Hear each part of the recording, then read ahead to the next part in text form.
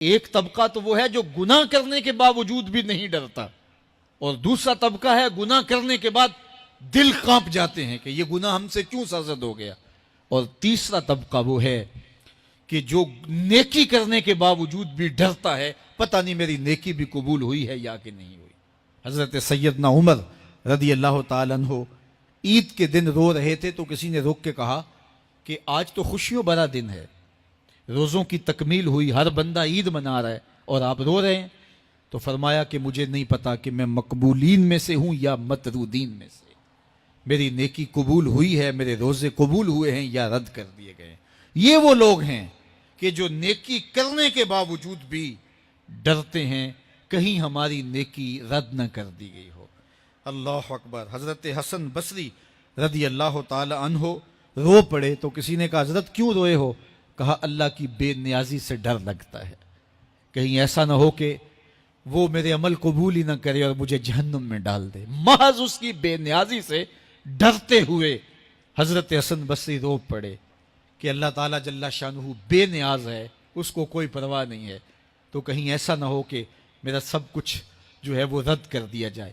تو خوف سے، اللہ کی خشیت سے، اس کی بے نیازی سے ڈرتے ہوئے عمل صالح کرنے کے باوجود بھی ڈرتے ہیں کہیں ایسا نہ ہو کہ ہمارے عمل رد کر دیے جائے۔ اور کچھ لوگ خاتمے کی وجہ سے ڈرتے ہیں، کہیں ایسا نہ ہو کہ ساری زندگی ہمارا عمل اچھا رہا ہو اور ہمارا آخر برباد ہو جائے۔ ایسے لوگ بھی ہوتے ہیں کہ جن کے عمل بہت اچھے ہوتے ہیں ساری زندگی، لیکن ان کا آخر ٹھیک نہیں ہوتا۔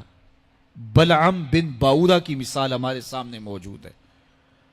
بنی اسرائیل کا مستجاب الدعوات ولی تھا، اور جب ہاتھ پھیلا کے دعا مانگتا تو منہ پہ ہاتھ بعد میں پھیرتا، قبولیت پہلے ہو جاتی، اتنا مستجاب الدعوات ولی تھا۔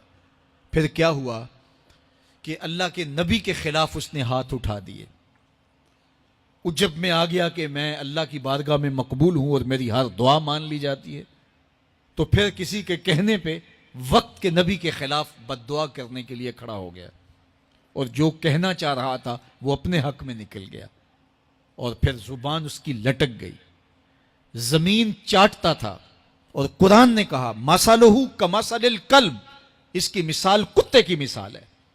اب ذرا غور کیجئے کہ بنی اسرائیل کا مستجاب الدعوات ولی ہے، لیکن انجام کتنا بد ہوا۔ مَثَلُهُ كَمَثَلِ الْكَلْبِ، اس کی مثال کتے کی مثال ہے۔ اسی لیے میاں صاحب بولے پڑھنے اتے مان کرینا تے نہ آکھی میں پڑھیا، او جبار کہار صداوے متا روڑ دے وے دودھ کڑیا۔ کتنے لوگ کس کمال پہ پہنچے ہوتے ہیں لیکن انجام ٹھیک نہیں ہوتا۔ کمال اس کا ہے جس کا انجام ٹھیک ہو گیا۔ رنگا رنگ سہیلیاں پرن کڑے پر پریا اس دا جانیے جس دا توڑ چڑھے۔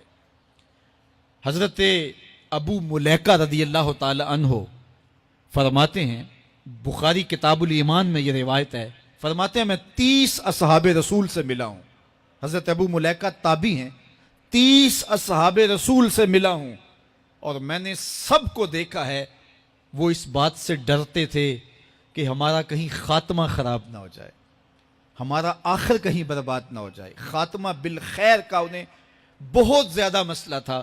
میں اور آپ تھوڑا سا عمل کر لیں تو ہم پھول جاتے ہیں کہ نہ جانے ہمارے جیسا زمانے میں کوئی ہے ہی نہیں۔ فرماتے ہیں 30 اصحاب رسول سے ملاقات کی ہے، لیکن وہ ڈرتے تھے کہیں انجام خراب نہ ہو۔